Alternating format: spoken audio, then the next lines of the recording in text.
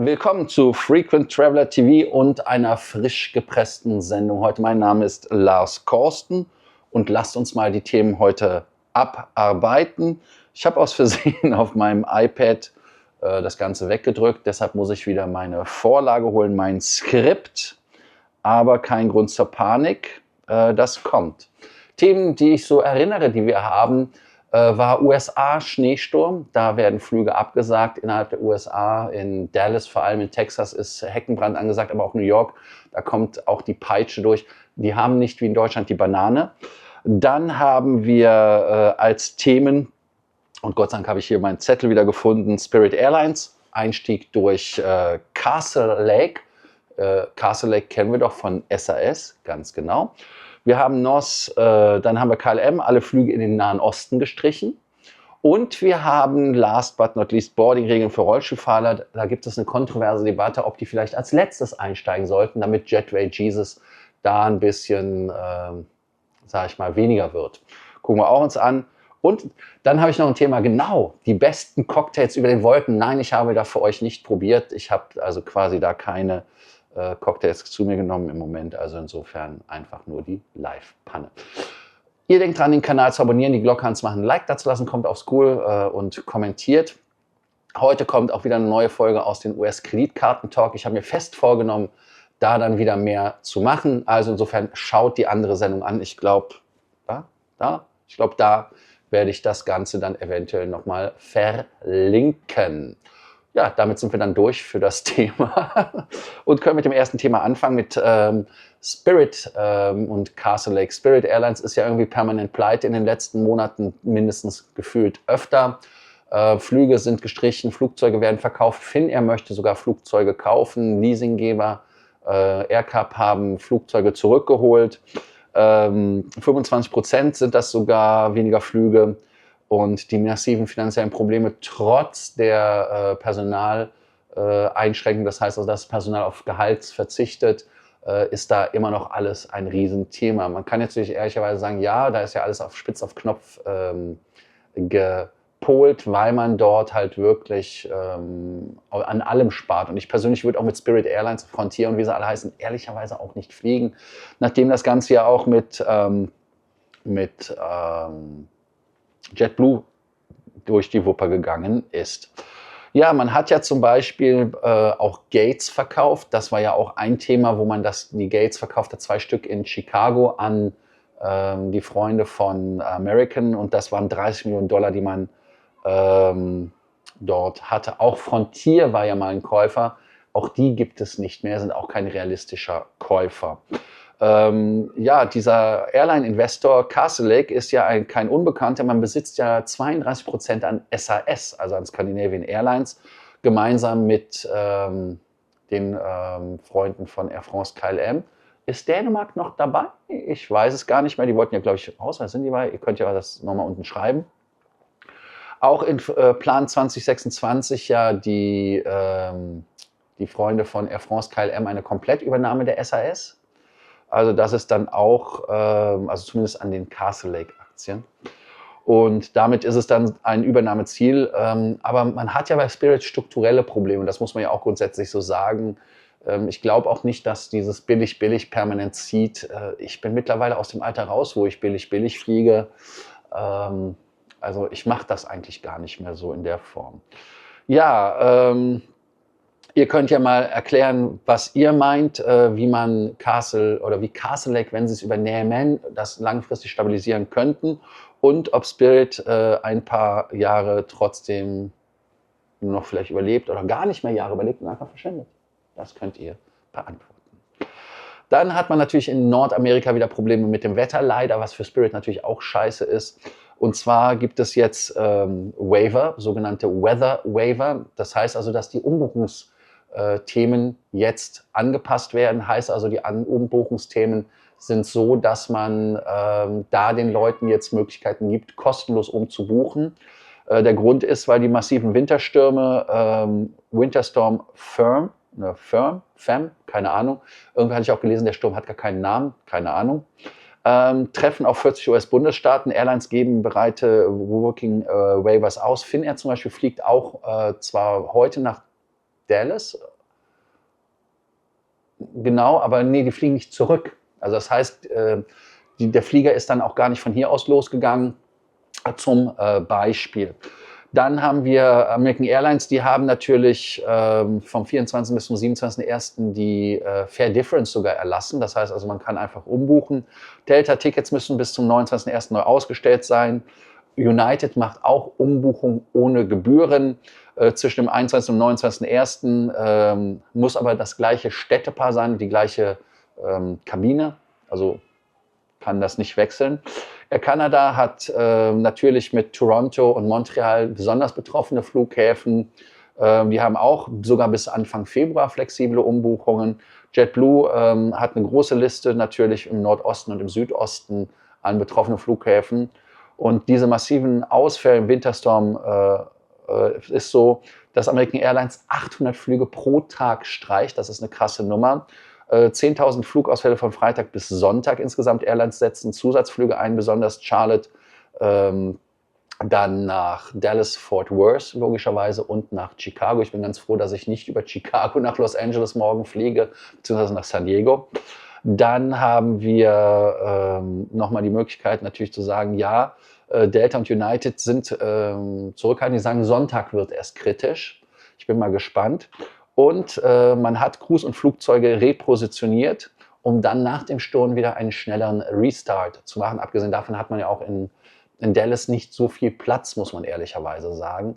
Nicht, dass sie dasselbe Problem haben wie die Freunde von Air France KLM, dass auf einmal die Flüssigkeit alle wird oder niedrig wird fürs De-Icing. Ja, die Flight-Aware-Datenanalyse sagt, it's carnage. Oder American Airlines hat natürlich auch dort da die Führung übernommen im Bereich der Streichung, weil natürlich Dallas-Fort Worth, wo es als erstes mir bekannt wurde, dass da Stress aufkommt, natürlich deren Hub ist. Ihr könnt ja mal beantworten, ob das richtig ist, dass Fluggesellschaften proaktiv streichen oder erst dann handeln sollen, wenn ein Flug wirklich nicht mehr durchführbar ist. Ja, was nicht mehr durchführbar ist, ist anscheinend für KLM Flüge nach Nahost wegen möglicher US-Schläge. KLM cancelt die Flüge nach Dubai, nach Tel Aviv, nach Dammam, nach Riyadh, bis auf Weiteres. Und es ist so, dass man jetzt gerade davon ausgeht, dass die Amerikaner zuschlagen. Man hat ja dort einen Flugzeugträger und die ganze Flottille dabei, ist ja ein nukleares U-Boot, Zerstörer. Also es ist ja nicht nur, dass ein Flugzeugträger da rumeiert, sondern da ist ja eine ganze Armada an Flugzeugen. Und auch Air France streicht die Dubai-Flüge. Lufthansa hatte zuvor bereits Nachtflüge nach Tel Aviv gestrichen, weil es keine Layover mehr geben sollte.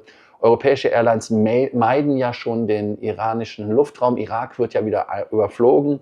Und die EASA hat ja auch eine Conflict Zone Advisory ausgegeben.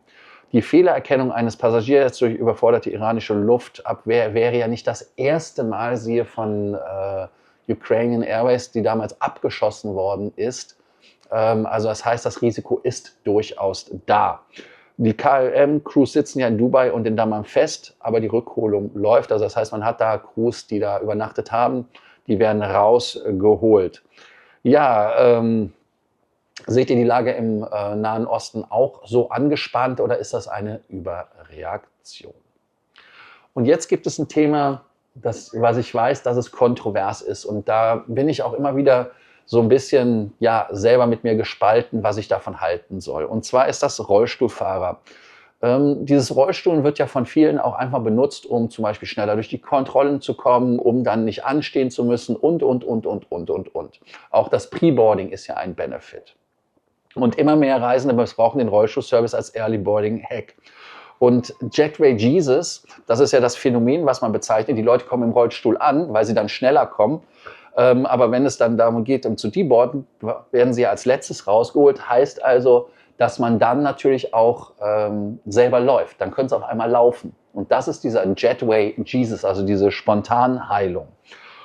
Und man kann natürlich jetzt sagen, okay, das ist ein Thema. Denn die Gesetzeslage ist so, dass man natürlich bei den Fluggesellschaften ein Dilemma hat. Und zwar der Air Carrier Access Act sagt, dass Fluggesellschaften keine, ich wiederhole, keine Nachweise darüber verlangen dürfen, ob man wirklich da ich sage jetzt mal, eine Behinderung hat und ob man da halt wirklich, zu Recht diesen Service nutzt, der ja auch kostenlos ist.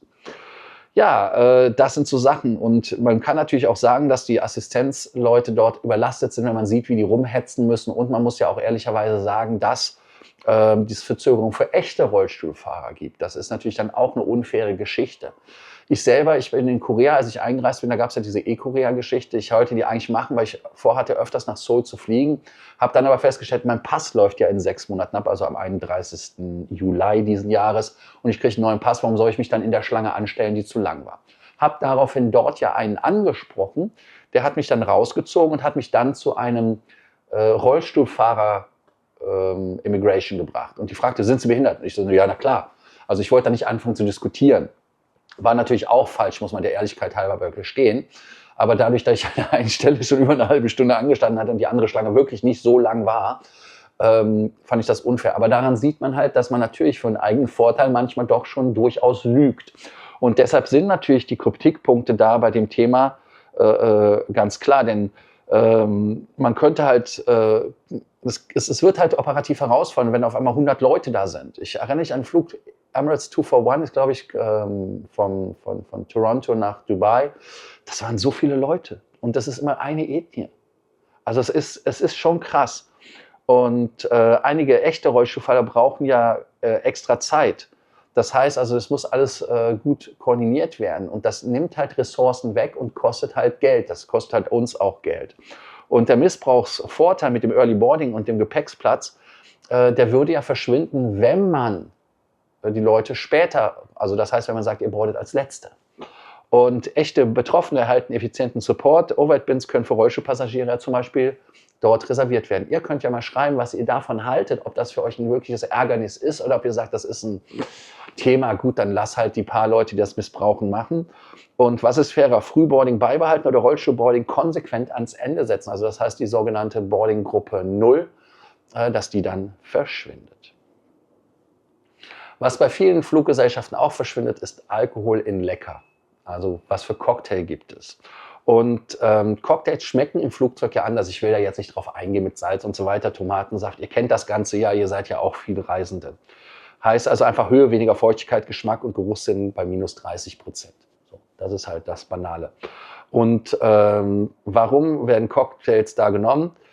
Umami bleibt stabil, Süße und Zitrus verändern sich stark. Daher funktionieren bestimmte Drinks ja in 12 Kilometer besonders gut. Ich sag wieder Tomatensaft, sorry, ist aber so. Deshalb an Bord Bloody Mary. Und Bloody Mary ist eine Top-Wahl, weil es halt einfach an Bord ist. Also ich weiß gar nicht, manche Dinge würde ich im Flugzeug liebend gerne trinken, am Boden nie und umgekehrt. Und Aperol Spritz ist okay, kann man in der Höhenluft trinken, habe ich mir sagen lassen. Wermutdrinks sind aromatisch stabil im Geschmack. Gin Tonic der wird angenehm weich, also Gin Tonic kann ich nur empfehlen. Und Virgin Mary ist halt der gleiche Effekt, klar, geht ja da eher um die Thematik Umami und so weiter. Bei Singapore Airlines gibt es den Grand Pineapple Daiquiri, der anscheinend sehr, sehr geil funktioniert. Und die Martinis wirken flach, denn Alkohol dominiert da. Also das ist dann auch wieder so ein Nachteil. Ihr könnt ja mal sagen, wie findet ihr den Lufthansa Avionic Drink? Funktioniert er in der Luft aus eurer Sicht, ja oder nein? Was ist das? Und ihr könnt da mal erzählen, also welcher Cocktail hat im Flieger bisher am besten funktioniert? Seid ihr da so mehr Fraktion Bloody Mary oder Virgin Mary oder Gin Tonic? Also insofern, da bin ich mal gespannt, was eure Meinung dazu ist. Da können wir gerne drüber sprechen. Jo. Damit sind wir mit der heutigen Sendung am Ende. Ich danke euch, dass ihr heute bei Frequent Traveler TV dabei wart. Denkt dran, den US-Kreditkarten-Talk euch anzuschauen. Da gibt es eine Art, ich nenne es mal Kick-Off-Sendung. Also, die nehme ich auch jetzt sofort im Anschluss auf. Also jetzt deshalb dafür für euch der Abspann und bis dann. Ciao, ciao.